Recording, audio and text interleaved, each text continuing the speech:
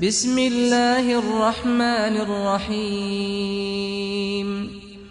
قل إن كنتم تحبون الله فاتبعوني يحببكم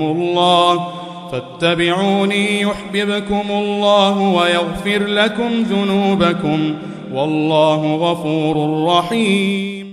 الرحمن الرحيم. الحمد لله والصلاة والسلام على رسول الله وبعد.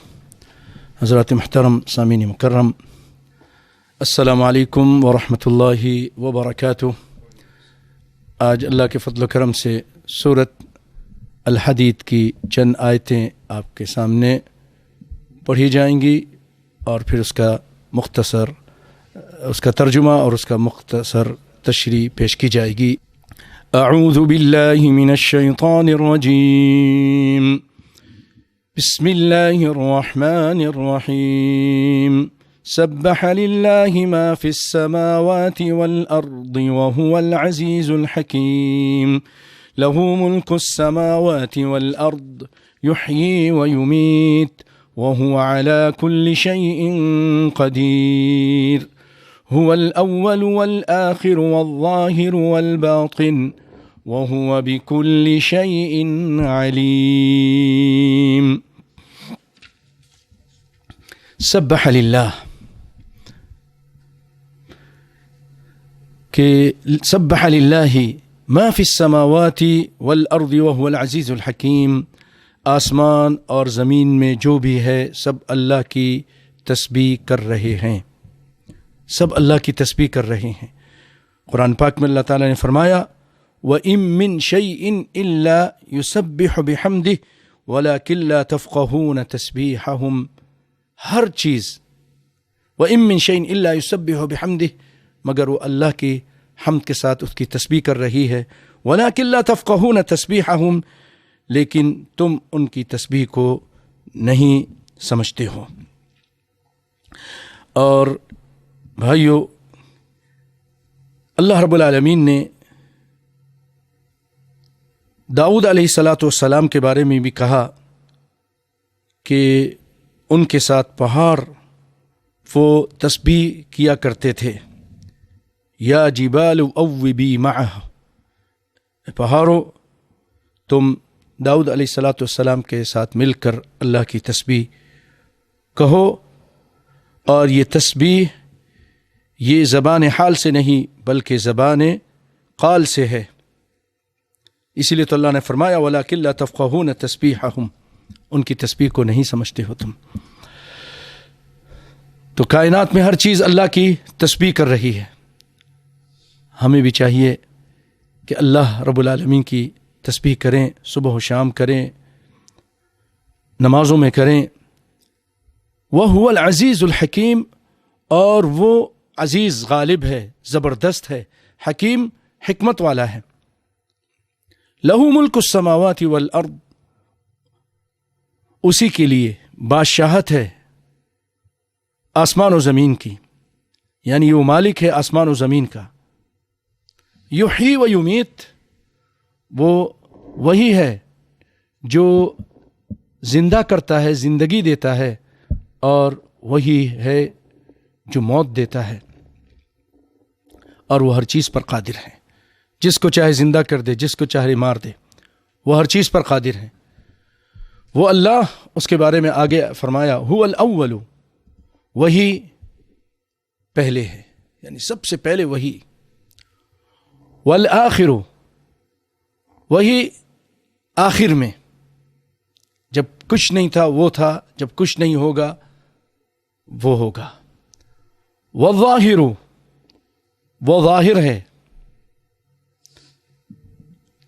ظاہر کے جو معنی ہیں وہ انشاءاللہ میں آگے چل کے بیان کروں گا۔ والباطن، وہی مخفی ہے، پوشیدہ ہے۔ تفسیر احسن البیان والے اس کے بارے میں شرح کرتے ہوئے کہتے ہیں هو الاول، وہ اول ہے یعنی اس سے پہلے کچھ نہیں تھا، وہ آخر ہے، اس کے بعد کوئی چیز نہیں ہوگی، وہ ظاہر ہے، ظاہر ہے یعنی وہ غالب ہے،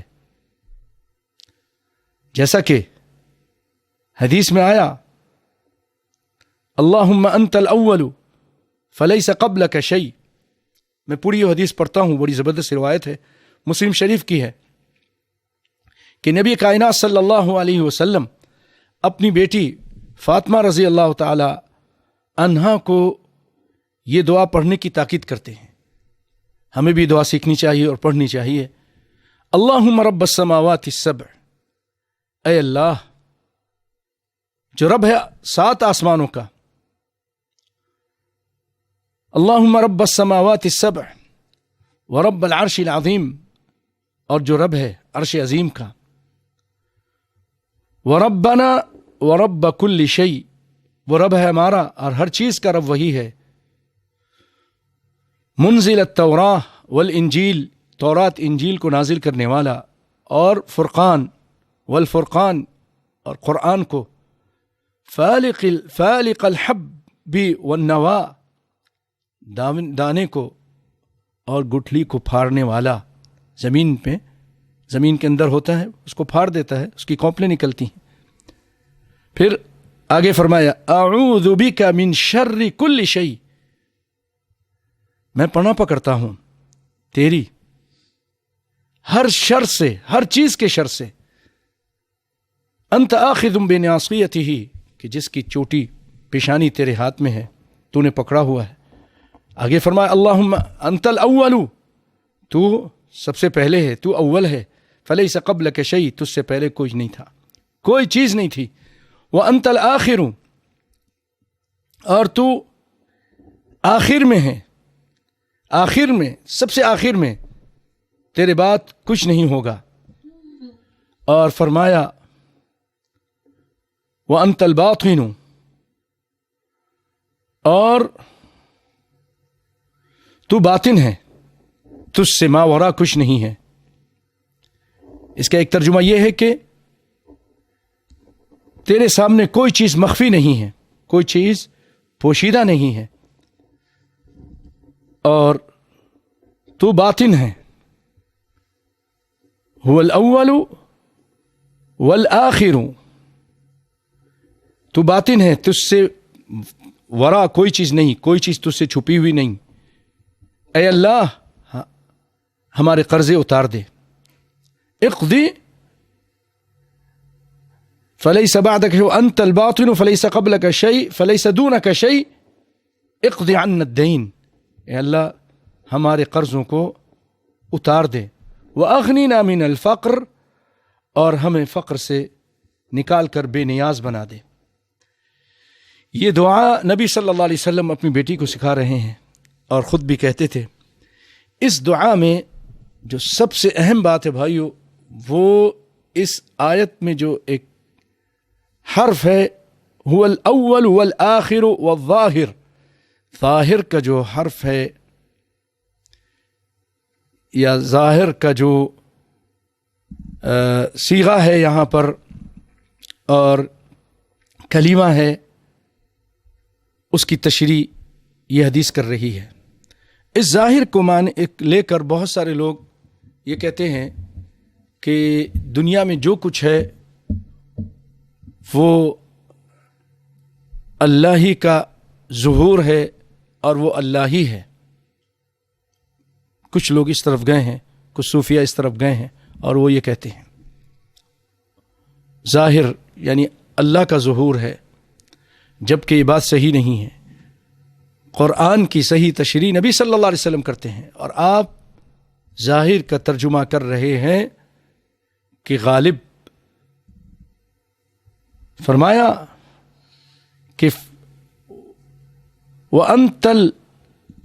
أنت الأول فليس قبلك شيء وأنت الآخر فليس بعدك بشيء وأنت الباطن فليس دونك شيء وأنت الظاهر فليس فوقك شيء.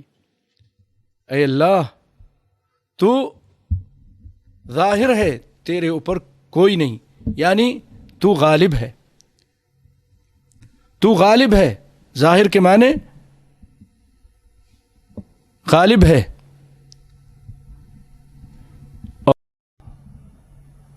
قرآن پاک میں بھی یہ ظاہر غلبہ کے معنی میں کئی جگہ استعمال ہوا ہے. تو یہاں پر وَأَنْتَ الظَّاهِرُ فَلَيْسَ فَوْقَكَ شَيْءٌ، تیرے اوپر یعنی تجھ پر کوئی غالب نہیں ہے. تو یہ اس کا بہت زبردست ترجمہ ہے جو ہمیں اس چیز سے اللہ کے فضل و کرم سے بے نیاز کر دیتا ہے جس میں لوگ یہ کہتے ہیں کہ جو کچھ بھی ہے وہ اللہ ہے، اور وحدت الوجود کی طرف چلے جاتے ہیں، اور نبی صلی اللہ علیہ وسلم کی یہ حدیث اس کی نفی کرتی ہے کہ اللہ غالب ہے. ظاہر سے مراد یہ نہیں جیسے بعض لوگ یہ کہتے ہیں کہ جیسے یہ جانور ہے اس میں بھی اللہ نظر آتا ہے، پانی میں اللہ نظر آتا ہے، ہر چیز اللہ ہی سے نکلی ہے اور اللہ میں جا کے دوبارہ واپس چلے جائے گی. تو یہ باطل عقیدہ ہے اور یہ غلط ہے. تو آئیے اب ہم آیت کو پوری کرتے ہیں کہ وَهُوَ بِكُلِّ شَيْءٍ عَلِيمٌ، اور وہ ہر چیز کو بخوبی جاننے والا ہے. هُوَ الَّذِي خَلَقَ السَّمَاوَاتِ وَالْأَرْضِ، وہ ذات ہے کہ جس نے پیدا کیا آسمان کو اور زمین کو، فی 6 ایام، 6 دن میں، ثم استوى علی العرش، پھر وہ مستوی ہو گیا علی العرش، عرش پر. میں اس کا ترجمہ کر لوں پہلے. یعلم ما یلج فی الارض، اللہ تعالیٰ جانتا ہے کہ جو کچھ زمین میں داخل ہوتی ہے، وما یخرج منہا، اور جو کچھ اس سے نکلتی ہے اس کو بھی اللہ جانتا ہے. وما ينزل من السماء، اور جو کچھ آسمان سے اترتی ہے نیچے آئے اس کو بھی اللہ تعالیٰ جانتا ہے. وما يعرج فيها، اور جو کچھ آسمان کی طرف چڑھتی ہے اس کو بھی اللہ تعالیٰ جانتا ہے. وهو معكم، اور وہ تمہارے ساتھ ہے، اینما کنتم، تم جہاں کہیں بھی ہوتے ہو. واللہ بما تعملون بصیر، اور جو کچھ تم کر رہے ہو اللہ تعالیٰ اس کو دیکھ رہا ہے. پیارے بھائیو، بہت اہم آیت ہے یہ. اس کی تھوڑی سی تشریح آج کرتا ہوں اور اس کی باقی تشریح آئندہ جمعے کو اللہ نے چاہا تو آپ کے سامنے پیش کروں گا. مختصر تھوڑی سی تشریح یہ ہے کہ اس میں اللہ رب العالمین نے آسمان و زمین کو 6 دن میں پیدا کیا. اس کی تفصیل بھی انشاءاللہ میں آئندہ آپ کے سامنے رکھوں گا سورۃ فصلت سے. اور ثم استوى علی العرش، وہ عرش پر مستوی ہو گیا. یہ ایک نہیں، الرحمن علی العرش استوى، اس طرح کی کئی آیتیں ہیں قرآن پاک میں جس میں اللہ کے عرش پر مستوی ہونے کا ذکر ہے. مختصر بات یہ کرتا ہوں بھائیوں، نبی کائنات صلی اللہ علیہ وسلم کے پاس ایک لونڈی لائی گئی. اس کا مالک اس کو آزاد کرنا چاہتا تھا. آپ نے کہا تم میرے پاس لاؤ، میں دیکھتا ہوں، اس کا امتحان لیتا ہوں. اور آپ صلی اللہ علیہ وسلم نے اس کا امتحان لیا توحید میں. اور توحید میں بھی جو پہلا سوال تھا وہ این اللہ، اللہ کہاں ہے. آپ نے پوچھا اللہ کدھر ہے، کہاں ہے. آج ہمارے یہاں یہ بد عقیدہ لوگوں کے اندر عام ہو چکا ہے کہ اللہ تعالیٰ ہر جگہ پر ہے، اللہ تعالیٰ ہر دل میں ہے. بھائیو آپ خود سوچئے کہ رب العالمین ہر جگہ میں تو پھر باتھ روم بھی ہے، کوڑے کے ڈھیر بھی ہیں، کیا اللہ وہاں پر ہے؟ ان ناپاک جگہوں پر ہے؟ بھائیو یہاں دیکھیے اللہ تعالیٰ خود قرآن پاک میں کہہ رہا ہے اللہ عرش پر مستوی ہے. اور آپ صلی اللہ علیہ وسلم نے سوال کیا اس لونڈی سے کہ اللہ کہاں ہے. اس نے کہا، اشارہ کیا کہ اللہ آسمان پہ ہے. تو آپ صلی اللہ علیہ وسلم نے فرمایا انہا مؤمنہ اعتقہ، اس کو آزاد کر دو، یہ مومنہ عورت ہے، اس کا عقیدہ مومنوں والا عقیدہ ہے. مومن کا عقیدہ یہ ہوتا ہے کہ اللہ تعالیٰ عرش پر ہے. بھائیو قرآن پاک کی اور بھی کئی آیتیں ہیں جو اس پر دلالت کرتی ہیں. جیسے سورۃ ملک میں اللہ تعالیٰ فرماتا ہے اَأَمِنْتُم مَّن فِي السَّمَاءِ، کیا تم امن میں آ گئے اس ذات سے جو آسمان میں ہے. اَأَمِنْتُم مَّن فِي السَّمَاءِ أَن يَخْسِفَ بِكُمُ الْأَرْضَ، ان یرسل علیکم حاصبا، کہ تمہارے اوپر پتھروں کی بارش کر دے، ان یخسف بکم، کہ زمین میں تم کو دھسا دے، اور ایک جگہ فرمایا تعرج الملائکۃ والروح، فرشتے اور روح یعنی جبریل علیہ السلام اس کی طرف چڑھتے ہیں، اوپر جاتے ہیں۔ تو پیارے بھائیو، اس طرح کی بہت سی آیتیں اور احادیث اس چیز پر دلالت کرتی ہیں کہ اللہ رب العالمین عرش معلیٰ پر مستوی ہیں، اور وہیں سے ساری کائنات کا نظام چلا رہے ہیں۔ اور اس سے متعلق بھائیو بہت اہم باتیں اور بھی ہیں کہ وہ تمہارے ساتھ ہے، وہ تمہارے ساتھ ہے، علم کے لحاظ سے ساتھ ہے، لیکن اپنی ذات کے لحاظ سے وہ عرش معلیٰ پر مستوی ہے، اپنی ذات کے لحاظ سے وہ عرش معلیٰ پر مستوی ہے، ہر جگہ نہیں ہے۔ میں اسی پر اکتفا کرتا ہوں۔